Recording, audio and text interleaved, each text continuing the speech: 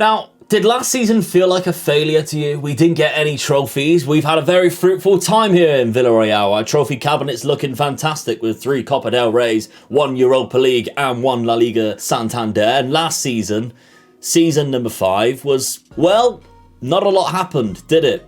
We made a couple of signings though, unlike this summer. Yeah, not gonna lie to you, it's been a very bland summer. You can see Calvin Ramsey was our last signing. We had a couple of players, of course, leave, Danjuma being one of them on a freebie, and we're at the 1st of September and nothing's happened. And that's not to say we don't have a transfer budget, because we have £19 million in there. Again, just not making many signings. We did have 2 players where we had an offer accepted, but he couldn't negotiate the contract. One of them we can still see because it's still here, Fuat Gungor, who's a 20-year-old Turkish centre-back. Not a bad player, to be honest. Like, if we're going to sign anybody as a backup or a replacement, future replacement for Pau Torres, this guy's quite good. Can also play on the right-hand side at the back or in CDM, so a good squad player. But we couldn't negotiate the contract. £15 million. We only offered him 16 grand a week. No wonder why he rejected it. Chukwueze as well, we had an offer, that we rejected, up to £22 million from Porto, which I was quite surprised with. Chukwueze's been a bit of a squad player. He hasn't played that many games now that we've gone for a more central front 3, which is obviously the reason why we lost Danjuma. I guess, like, I mean, the football that we're playing now is better than what we was when we had wings, but we're gonna stick with this. It's a title winning tactic, so we might as well go for it, and we have players now which really do suit this style of play. Schedule wise then, we lost our first game. We played Real Madrid. We lost it 2-0. It was a disappointing game. A 0-0 draw followed against Sevilla. We always seem to play them at the start of the campaign, and they always seem to be a bit tricky for us. However, when we played Granada, things changed. Yeah, Sivanilson opened up the goal scoring from us after a lovely little bit of play there. It looked like a player got fouled, and he just carried on the run through on goal by himself. And then, of course, our main man, Lorenzo Luca, managed to get a second when we were down to 10 men as well. So, shocking that we keep getting these players sent off, but what a lovely little goal that is by Lorenzo Luca. He's not just a target forward who can win corners or win headers from corners. No, he's far greater than that. You can notice Matthias Arezzo playing for them, only getting a 5.9. Very disappointing. His progress as well has not been fantastic, but look how well we played. Foyth with the red card there, it didn't stop the rest of the team putting in a 5-star performance, it must be said, to carry us into victory, our first victory of the campaign. So, I mean, we're down in 10th place after 3 games, 1 win, loss and draw. Champions League group is quite tricky. We've got Chelsea in there, Hoffenheim and Young Boys. Of course, now that we didn't win the league, we're not seeded number 1 in the Champions League. We're seeded number 2, I think, finishing 3rd. So that's why we're positioned where we are. So I would say that this season is going to be a little bit more trickier than what it will be, than what it has been the last couple of years. Because our squad is looking really thin now. That could be the problem. We've got a few players coming through our youth academy. This is one of them, what I'm really happy with. Vujovic, who is Australian. So he's come through the youth academy a couple of seasons ago. In fact, a long time. Yeah, it was about 2 or 3 seasons ago. And he looks insane for 18 years of age. You don't tend to see a lot of Australians pop up in Spain. I'm happy with it. He plays across the back 3. I think he looks really good. But before we simulate this season, this video is being sponsored by SPITCH. Yeah, SPITCH is the brand new fantasy footballing app to the market where you can now win prizes as well as money. Although you have to be 18 or over and you have to take a picture of your identification to verify your account, you have to be from the UK or Ireland as well to register using my link down below. But once you do, if you qualify, then you might as well sign up because it is free to play. And once you do select that link down below, you are supporting me as a content creator as well. And remember, I've just lost my Facebook contract. So all of the support that you guys can give me, it does genuinely help and I do appreciate it. But once you do that, of course, you're only helping yourself because not only do you have a little bit of fun playing some fantasy football through SPITCH, you can join my community league. It makes it a little bit more fun when you battle it out against other people, especially me and my dad. There's about 47 of you in there right now. And even though it's free to play, even though you get all of that fun, and even though you're supporting me as a content creator, you can win prizes. Because the next few weeks, if you book a pitch in SPITCH in the Premier League, you put yourself in with a chance that if you finish within the top 10, you can win some fantastic prizes. Beats headphones, Apple Watches, even package holidays. Even if you finish in the top 20 across the last 3 weeks, once this promotion has ended, you can still win more prizes. Not to mention, I've won money on SPITCH just through playing it free of charge. So you might as well. All the statistical analysis is on the app as well. It's fantastic. It's fun.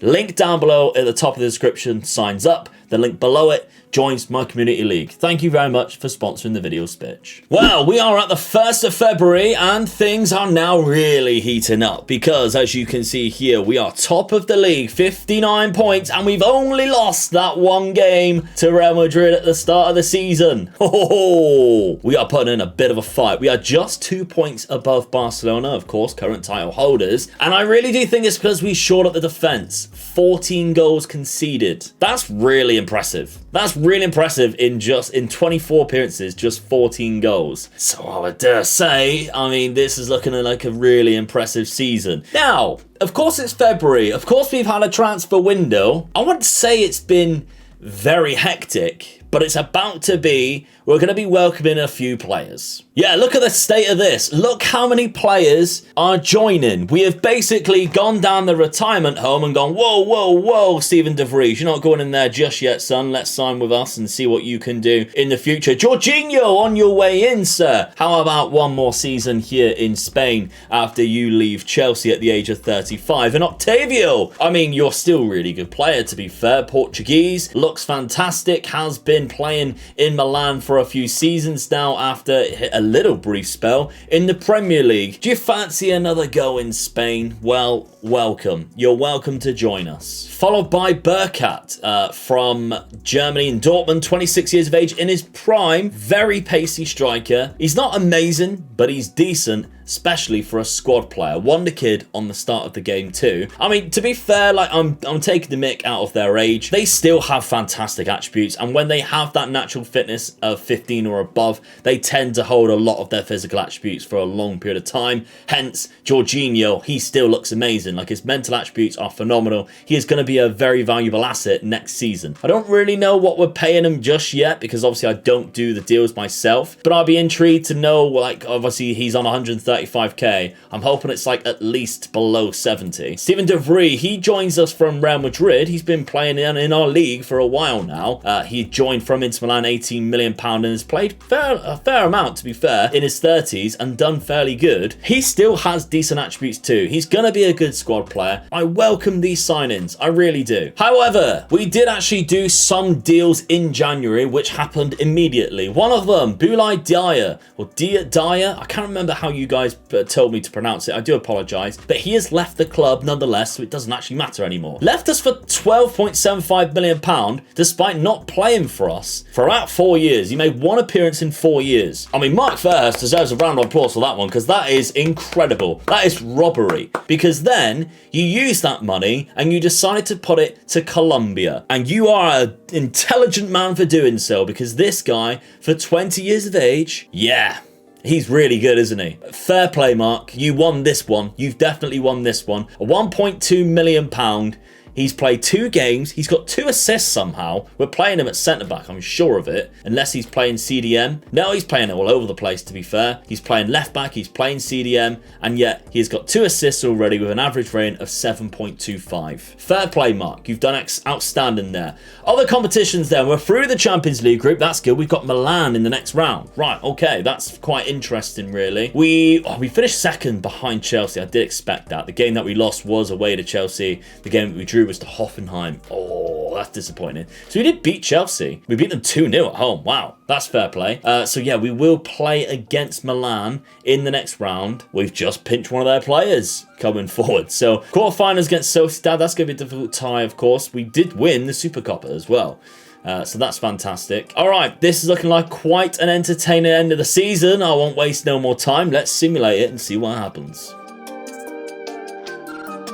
We are back with the champions. Yes, we are champions once again. Only losing 2 games all season. That second loss at home to Atletico Madrid. That's not bad at all. 96 points. Oh, hell yes. We drew 6, which is still quite a lot. But our goal difference of plus 70 probably is because Lorenzo Luca decided he only wanted to take one year off. I mean, I'm being a little bit harsh because, of course, he did end up scoring quite a lot and winning the Golden Boot again. But 36 goals now in the league alone. He's just phenomenal. Like, incredible signing. He's easily the best wonder kid, I think, in the game this year. Has to be, because you can always pick him up so cheap. And he's just so versatile. Like, we're playing him as like a poacher. 36 goals in 38 games. 7 assists, 7.62. I don't think we have the best team in the league either. I think this tactic alongside how good Lorenzo Luca is from corners and how well he just smashes in goals. I think one of the telltale things, he doesn't have places shots, he has shoots with power.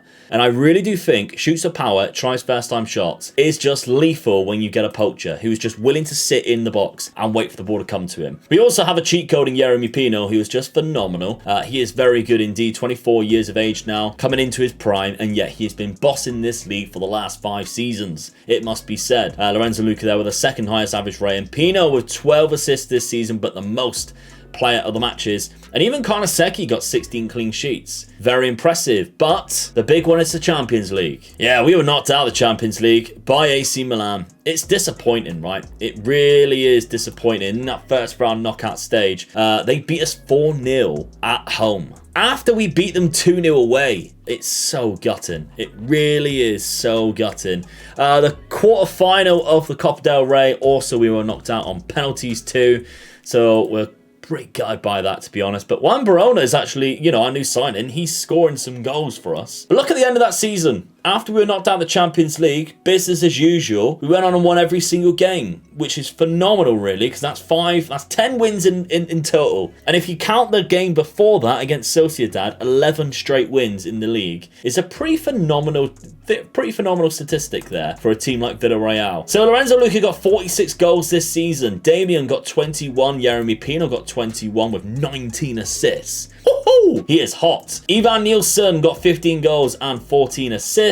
Alex Baena put in a 10 and 13 there. Calvin Ramsey with 10 assists from right back. Very impressive from the young Scotsman. But of course, we got some new signings join us at the end of the season. Some veterans to take us into Champions League glory. That's the way to look at it. Mark's trying something. We've bought a few youngsters. Now it's like, right, okay, let's bring in 3 very experienced players. Players who have won the Champions League. And Burkhardt is a very good backup. Let's see what we can do. We still have £22 million to play around with a very high wage budget. So next season's going to be very interesting. Make sure you do not miss it because it's out tomorrow, same time, 3 o'clock. Thank you very much for watching. Thank you to my Patreon members as well. Of course, I mentioned about losing the Facebook contract. A lot of you have messaged me about that or signed up to Patreon, and it really does help and it warms my heart because the Facebook contract was my main income. So now I've lost my main income and I might have to go back into some kind of part-time employment to make sure I can pay for this, pay for my house, pay for my family.